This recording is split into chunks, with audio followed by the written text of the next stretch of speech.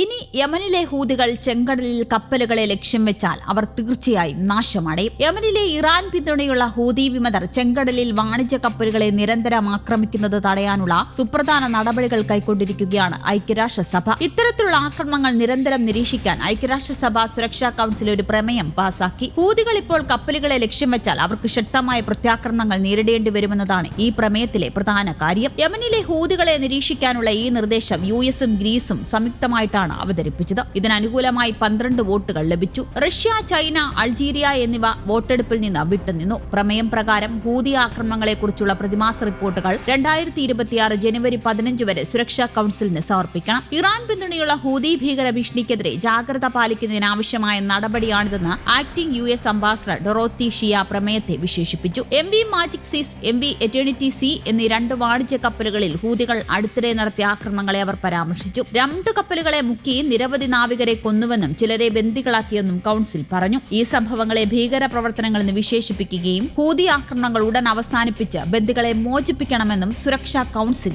ആവശ്യപ്പെട്ടു. ഹൂതി ആക്രമണങ്ങൾ ആഗോള സമുദ്ര സമൂഹത്തിൽ അരക്ഷിതാവസ്ഥ വർദ്ധിപ്പിച്ചിട്ടുണ്ടെന്ന് ഗ്രീസിന്റെയും UN പ്രതിനിധി ഇവാഞ്ചലോസ് സെക്രിസ് പറഞ്ഞു. 2023 ഒക്ടോബർ 7 ഇസ്രയേലിനെതിരെ ഹമാസ് നടത്തിയ ആക്രമണത്തിന് ഇസ്രയേൽ സൈന്യം മറുപടി നൽകുകയും ഗാസയിൽ ശക്തമായ പ്രത്യാക്രമണം നടത്തുകയും ചെയ്തപ്പോഴാണ് ഹൂതികൾ ചെങ്കടലിൽ ഈ ആക്രമണങ്ങൾ നടത്തിയത്. ഇതിനുശേഷം ഗാസയ്ക്കെതിരായ ഇസ്രയേൽ ആക്രമണങ്ങളിൽ പ്രതിഷേധിച്ച് ചെങ്കടലിൽ കപ്പലുകൾക്ക് നേരെ ആക്രമണം ആരംഭിക്കുകയും ചെയ്തു. അതിനിടെ ചെങ്കടലിൽ വിവിധ മിസൈൽ സംവിധാനങ്ങൾ ഉൾപ്പെടെ 750 ടൺ ആയുധങ്ങൾ പിടിച്ചെടുത്തതായി യമൻ അധികൃതർ അറിയിച്ചു. നാവിക വ്യോമ മിസൈൽ സംവിധാനങ്ങൾ, വ്യോമ പ്രതിരോധ സംവിധാനങ്ങൾ, ആധുനിക റഡാർ ഉപകരണങ്ങൾ, ഡ്രോണുകൾ, വയർ ടാപ്പിംഗ് ഉപകരണങ്ങൾ, ആന്റി ആർമർ മിസൈലുകൾ, ബീട്ടൺ പീരങ്കികൾ, ട്രാക്കിംഗ് ലെൻസുകൾ, സ്നൈപ്പർ റൈഫിളുകൾ, വെടിമരുന്ന്, മറ്റ് സൈനിക ഉപകരണങ്ങൾ എന്നിവ പിടിച്ചെടുത്ത ആയുധങ്ങൾ ഉൾപ്പെടുമെന്നും യമൻ പ്രസിഡൻഷ്യൽ ലീഡർഷിപ്പ് കൌൺസിൽ അംഗവും നാഷണൽ റെസിസ്റ്റൻസ് ഫോഴ്സ് കമാൻഡറുമായ താരിഖ് മുഹമ്മദ് സാലിഹ് എക്സിലൂടെ അറിയിച്ചു. പിടിച്ചെടുത്ത ചരക്കിന്റെ വീഡിയോയും യമൻ ഉദ്യോഗസ്ഥർ പുറത്തുവിട്ടു. ഇതിലൊരു കപ്പലിൽ പുതിയതും അത്യാധുനികവുമായ ഒട്ടേറെ ആയുധങ്ങളും സൈനിക ഉപകരണങ്ങളും കാണിക്കുന്നുണ്ട്.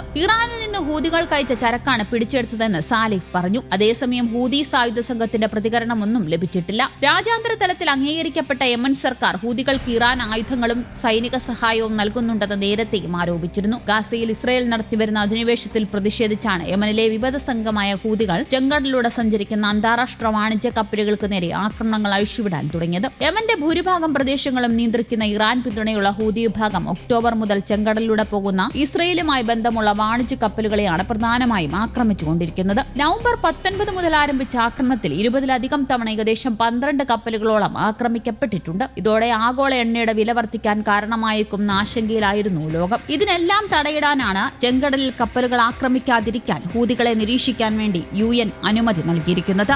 News desk, Kerala Kaumudi.